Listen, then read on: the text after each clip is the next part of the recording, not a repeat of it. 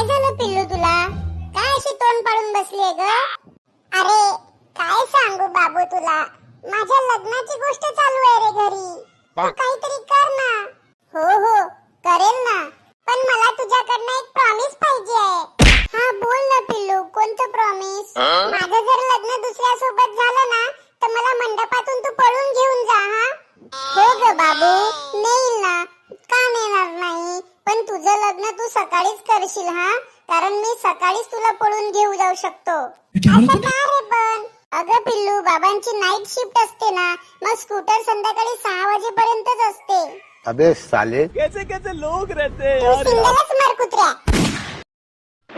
बहुत तकलीफ होती है जब आप योग्य हो और लोग आपकी योग्यता ना पहचाने.